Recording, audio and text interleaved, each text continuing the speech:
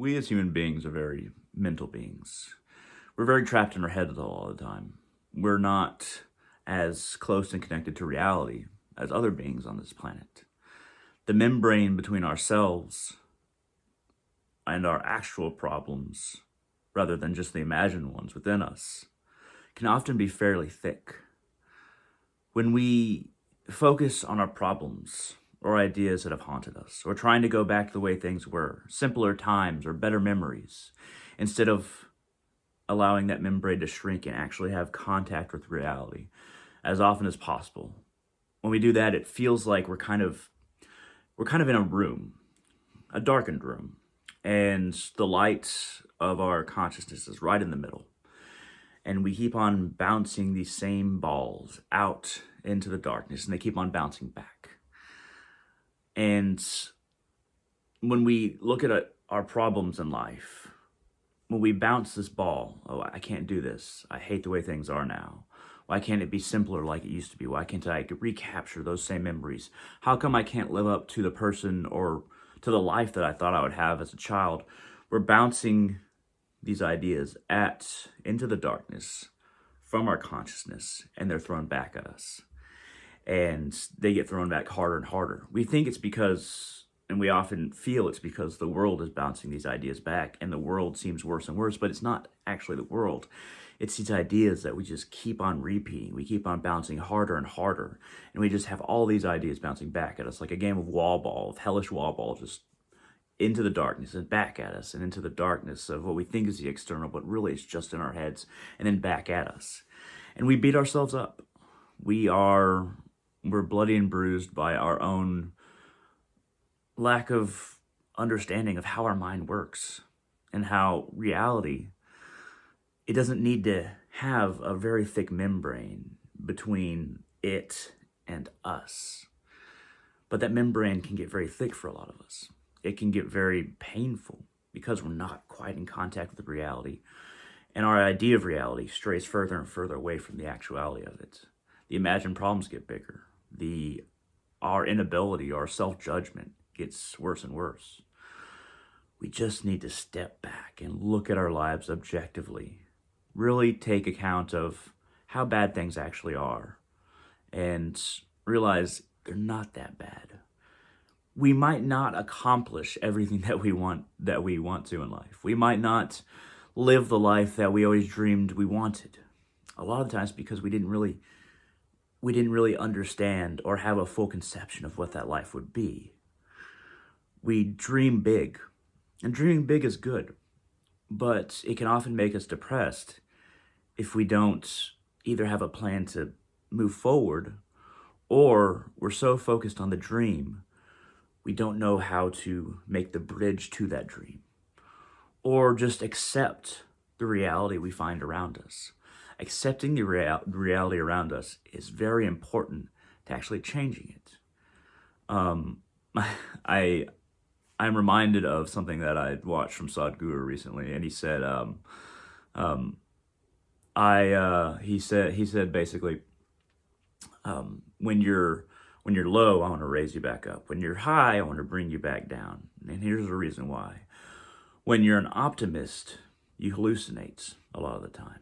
And when you're a pessimist, you're depressed a lot of the time. I want you to be a realist. I want you to have contact with reality. That's the essence of what he said, almost in the exact words. No matter how terrible we think the future will be based on us believing it's going to be a reflection of what we went through, the worst of what we went through, or no matter how sad we are when reality or events or what is now doesn't live up to everything that we hope for, we just need to step back, take a deep breath, and take a look at our lives and try to be okay with what is there, and more importantly, accept what is there. And then we're able to move forward. Then we're able to take another step in the right direction. But even if we don't know what the step is, and we're not always going to be able to know that, we just have to look at our lives without keep on bouncing those problem balls and those worry balls back into the darkness. They keep on coming back harder and harder. Just slow down, take a breath, take a look at your life. I've had to do that quite a bit. And I'm also reminded of something else that I've been thinking about a lot recently. So I'm 30 years old. And Paramahansa Yogananda's disciple, Swami Kriyananda, he said that it's almost impossible to change somebody's views or how they see the world after the age of 30. Almost impossible, but not impossible. And he lists an 80-year-old woman who, kind of, you could say, converted into Paramahansa Yogananda's way of thinking and Kriya Yoga and meditation.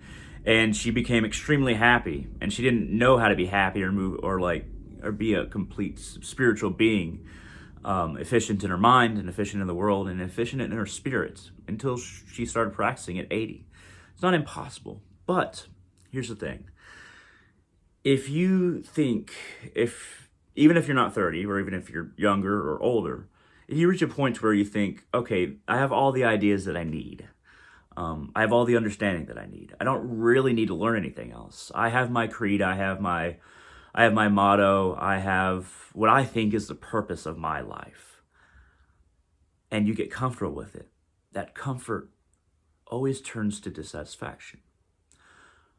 The way to get around that, or to avoid it, is to keep on learning. Keep on learning about whatever. Even if you're not a spiritual person per se, keep on learning about history. Keep on learning about the things you like, politics. Keep on learning about even fashion. Keep on learning about the hobbies that you love. Keep on learning how to do things better. There's always a better way to do something. There's always more you can learn. And if you're a spiritual person, keep on reading spiritual books. Keep on reading books about magic. Keep on trying to alter your practices and improve them. Try new practices. Try different ways of meditation. Try different kinds of spells. Try different magical forms. Try different ways of prayer. Learn new prayers. Find different types of yoga or physical exercises that you can do, Tai Chi, martial arts, that allow your mind, body, and spirit to become more whole and one. And keep on becoming. Never think that you have become. And one strange note that reminded me when I mentioned martial arts is the mind and the body are irrevocably connected, obviously. But it's not always as obvious when we think about even just exercise. So your brain works better when you have some form of exercise or a way of working out, whether it be weightlifting, whether it be yoga, whether it be running, walking, whether it be some kind of exertion. Lifting weights is my love in this regard, and different forms of martial arts. I also love that. But it helps the mind work better. It allows your brain to solve little problems easier. It makes the mind work better when the body does reach the levels of exertion, where you're sweating, when you're out of breath, when you're exerting yourself physically. The brain just works better when the body goes through physical exertion and gets tired and then needs to mend itself and repair itself. And then you do this regularly. Don't be afraid to sweat. Don't be afraid to be out of breath. Don't be afraid to exert yourself. Your mind will work better if you do, oftentimes. These are a bunch of little tips about how to improve your life and not get weighed down. There's many more, and I have much more to say, but I just wanted to recap on some of these things and mention a few things that I mentioned before. Most importantly, just step back away from your life. Don't get so locked up in your head that you don't look around at what's actually there and what you can actually do. Believe it or not, I know that this is hard to hear, especially if you're going through something difficult, but it's actually going to be okay. And let's say that it isn't. Let's say it's not going to be okay. Half the hell of things not being okay is worrying that they're still going to be not okay tomorrow. We kill ourselves with worry far too often.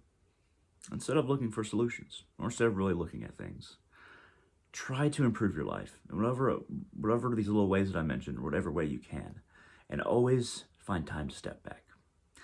Thank you very much for watching. I hope this has been helpful, useful, and I hope it's been beneficial. If you like that video at all, this video, hit that thumbs up down there. It really helps out the channel. Feel free to leave a comment or suggestions or feedback. At any rate, thank you very much for watching. I hope you like this, and all of you have a wonderful day.